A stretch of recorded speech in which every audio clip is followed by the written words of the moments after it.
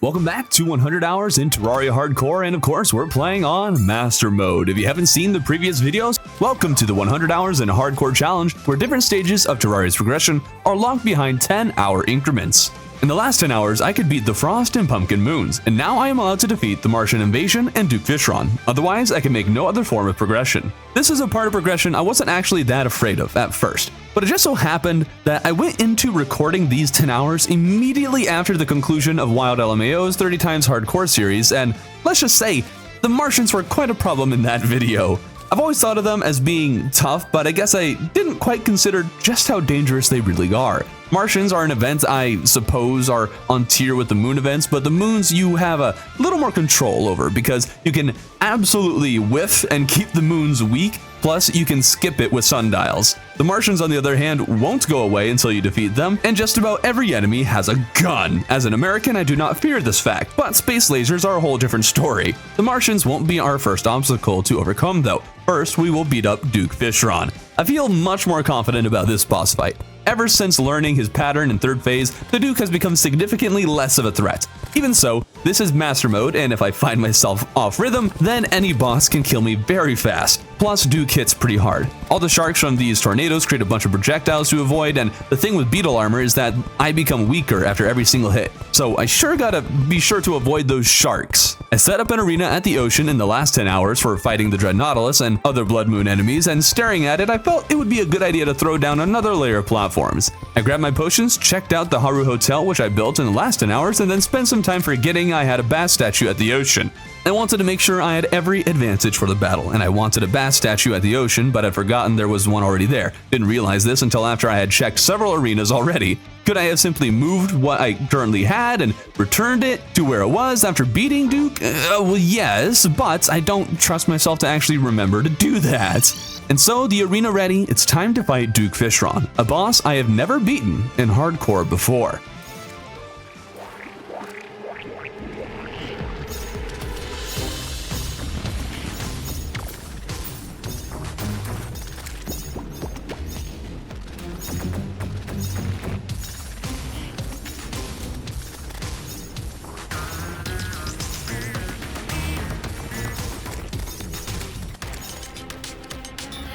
All right, final phase, final phase.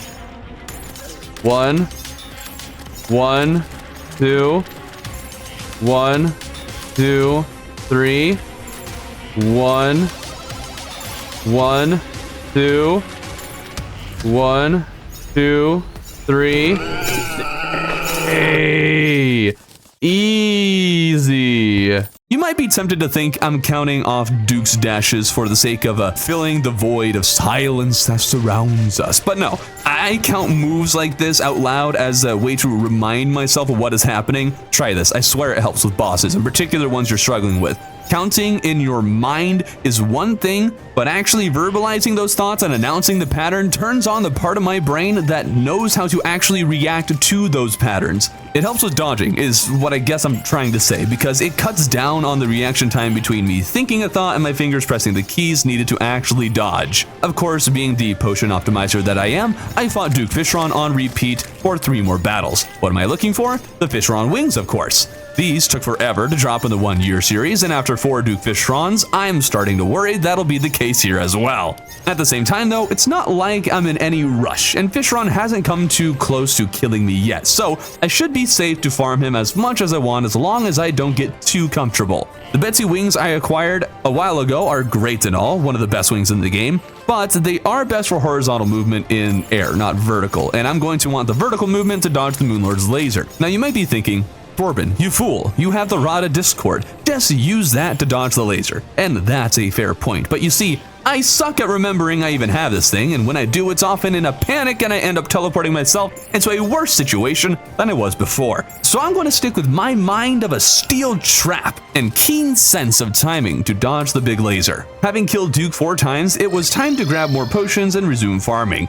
Before we continue, if you've been enjoying the video, be sure to subscribe. At the end of the year, I'll be firing 1 mini nuke 2 from this rocket launcher at year's end for every subscriber I have. So if you want to claim your mini nuke 2 and support long-form challenges like this, consider subscribing. I remember fighting Duke as a mage for the Year series, and I'd experimented with fighting him with the flying dragon sword I'm using right now. Back then I wasn't very impressed with it, but now I'm quite satisfied. Maybe I forgot to use damage potions last time, because when those ran out, there was definitely a noticeable difference.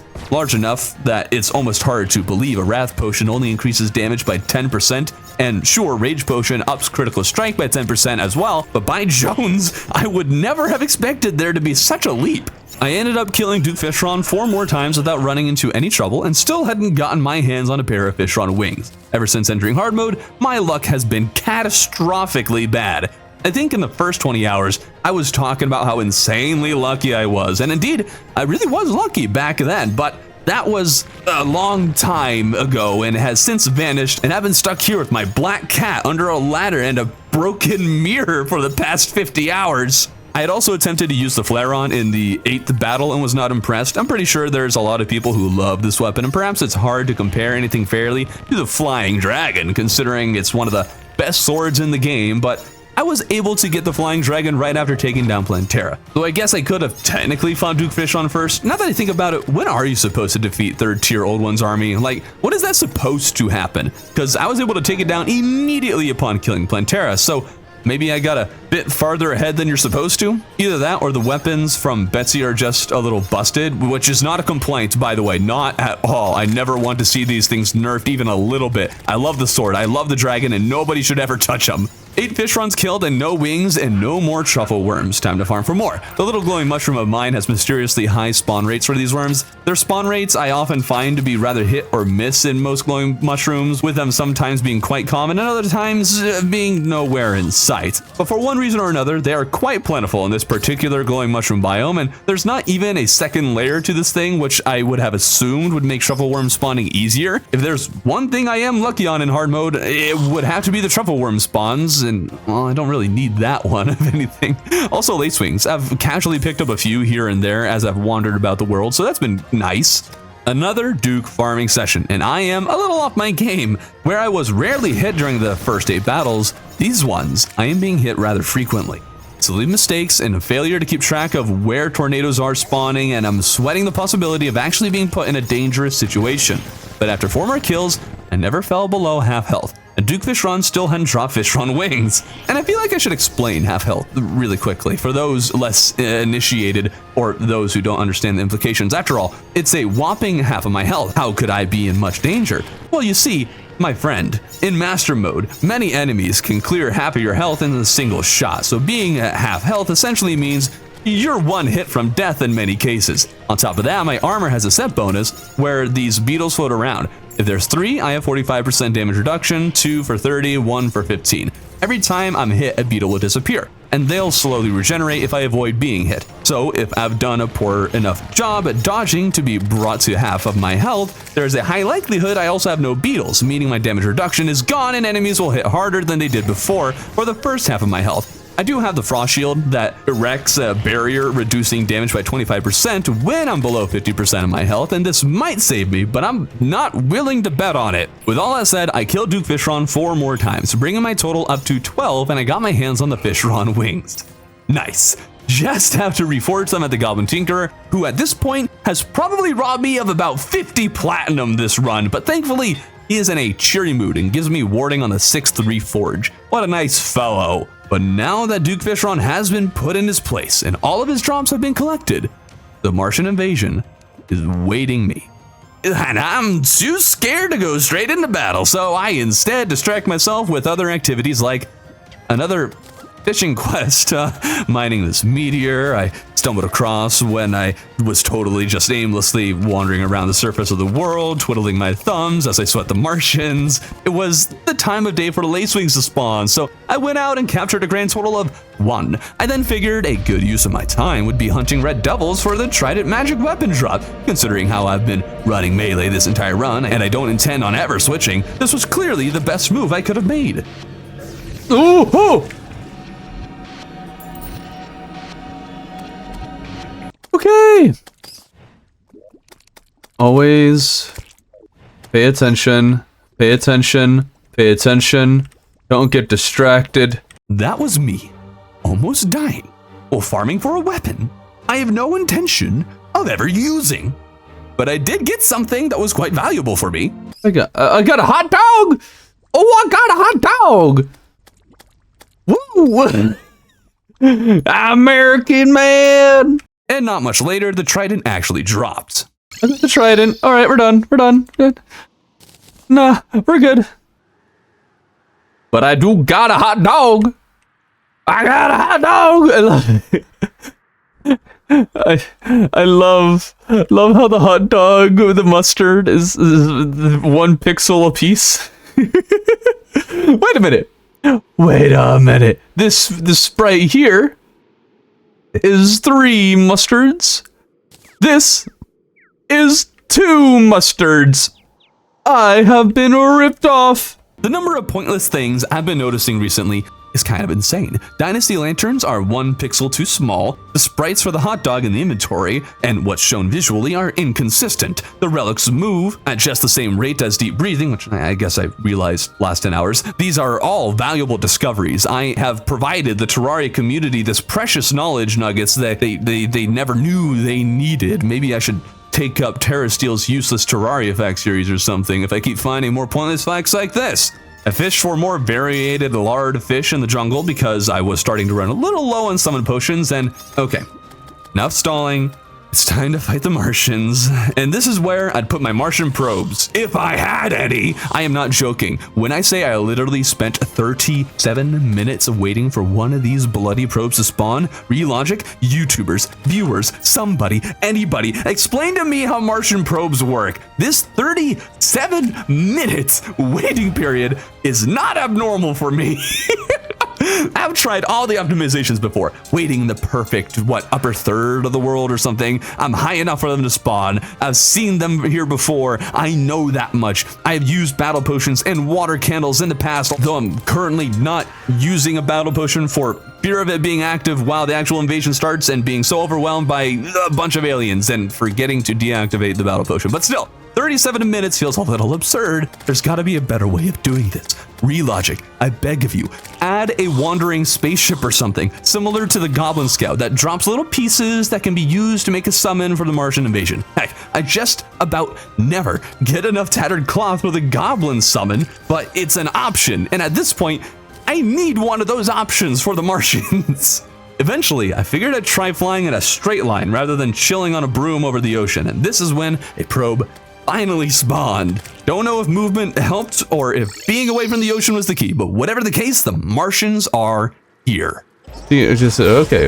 You know what? Oh, I'm just too scared of the Martians. I don't want them to be around here at all. Okay, though we got to keep a sharp eye out for Martian saucer. In fact, let's actually switch those. That way I can get quick horizontal speed if need be. I don't need vertical so much when I'm fighting Martians. This is also got to make sure we get rid of all the gosh darn Tesla coils so they don't hit us out of nowhere and hit us and put that terrible debuff theirs on us. I need to sweat the Martians. Oh, there we go. Okay, we got our first saucer. Okay, I am so nervous. All right, rockets. Okay, and then yeah. Okay, so it's laser, and then laser spread, and then rockets are out. So it's got nothing. Okay, so we got laser, then laser spread, then moves. Okay, go, and left, and right, and left, right, left, right. Something hit me. Left, right, left, and right. Okay. Woo. All right, we got a saucer. It's not done yet. Don't get carried away. Okay, there it is. All right. So long as we're able to keep a rhythm and no other enemies ruin that rhythm, we'll be totally fine. And nice. Hey, we even got the trophy. Sick. Oh, ooh. Really, I'd loved it if you had camped out underneath the Nimbus clouds. That would have been. Oh! 109 damage. Okay. Uh-oh. Oh, that was way too close. Oh, okay, hold on. I'm falling a little low. Now this is... Okay. Where is it? Okay, there it is. The laser. Next up is the laser spread. I need to actually dodge it. Okay, rocket launch. Then, yep, there we go. Oh! Okay. Fine, it's fine. Ooh, a little off. Come on, line back up. Come on. Please die. Please die, come on. Okay, get the hearts. Okay. Please no more saucers. Oh, there's another one. Alright. I'll fight it on this side, though. This side we got a little more backup. Alright, here comes second phase. Drop and let it come this way. Good. Okay, it does seem that we can actually outrun it, so that's good. Can we run it? Oh, can we just outrun on the... Oh, nope, we can't.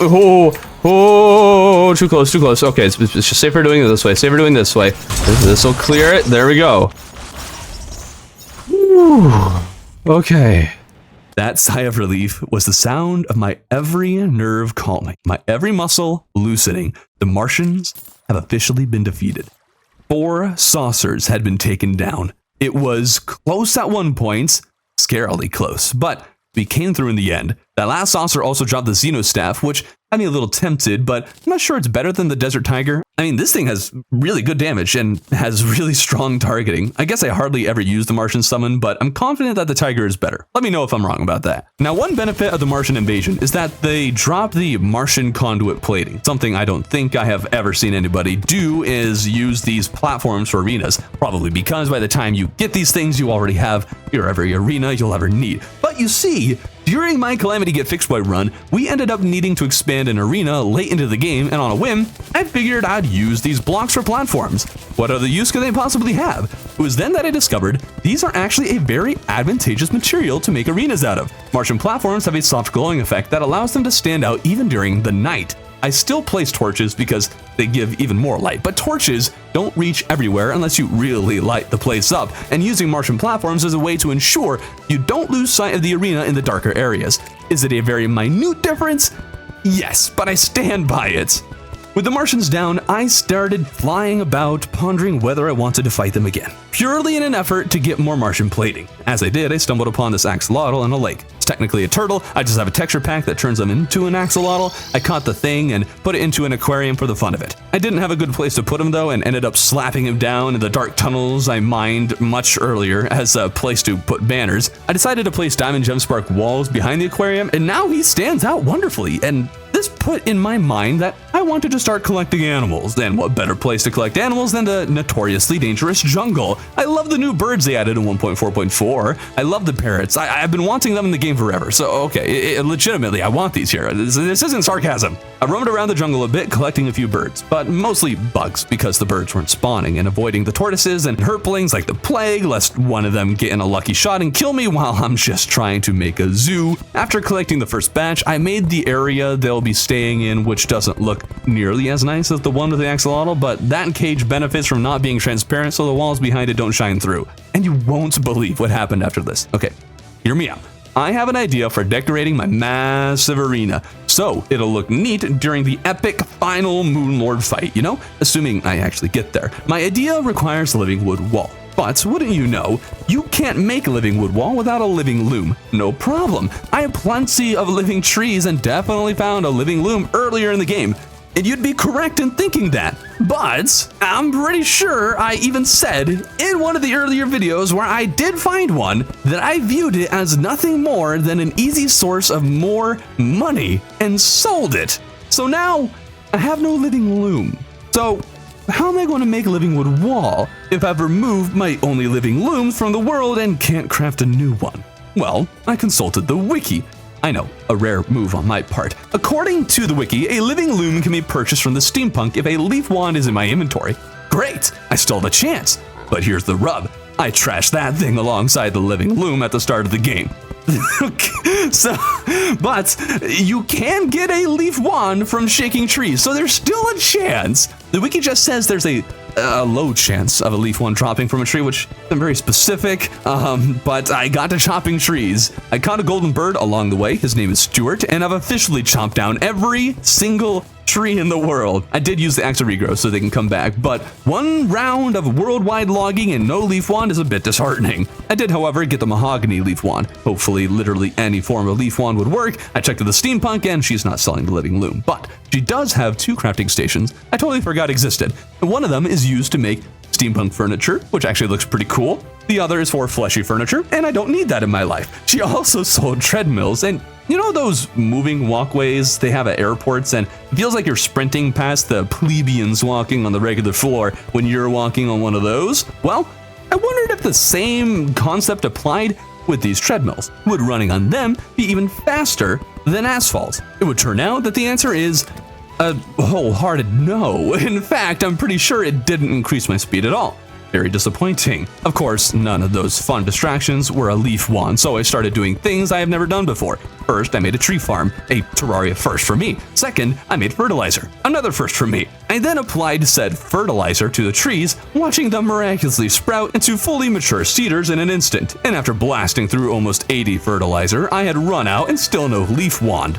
So, another Terraria first. I spent 5 minutes sitting on a toilet having a continuous bowel movement until enough poo had accumulated to make another 100 fertilizer, which also didn't get me a leaf wand. It is at this point that I have literally spent an hour chopping down trees in an effort to get my hands on this one item that spawned naturally into the world, and I foolishly threw away thinking I wouldn't be building in a hardcore run. I ended up abandoning the leaf wand. Maybe I'll go for casually getting it just to see whether or not the living loom is in fact sold by the steampunk, as I'm not sure I actually believe the statement from the wiki, nor do I remember if I was looking at the official or the fandom one. And so I decided to just get to work on the new style for the arena. First up are the towers made of bamboo fence, large bamboo wall painted gray, and dynasty wood and shingles on the top. They look quite nice. I spent quite a while building more of these towers and chopping more trees in an effort to get that leaf one. At this point I don't really need it, but I'm just curious if I can buy it, okay? I guess I just said that earlier, but whatever. I'm still not getting one, unfortunately, and I started decorating the little zoo just a little bit.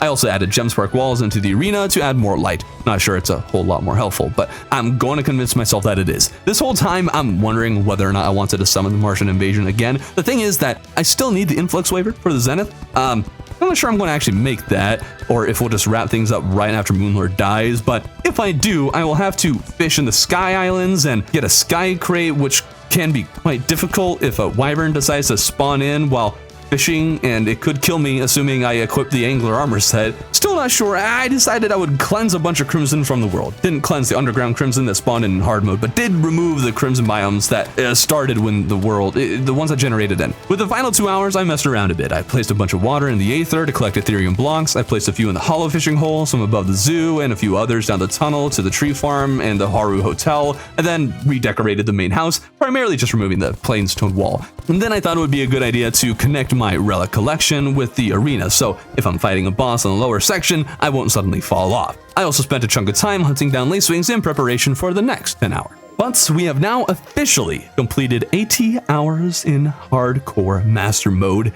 and you better believe I'm feeling good. The pillars are a little nerve-wracking still, but there is a certain level of cheese that can be applied to those. The Empress of Light is all that awaits me in the next 10 hours, so I might have to spend some time gathering the remaining Zenith pieces I am missing. I genuinely think after my 1 year series, I should be alright against Empress. I doubt with my potions and much higher defense that she'll be a problem, but she's still a tough boss, and I'm not going to take her lightly.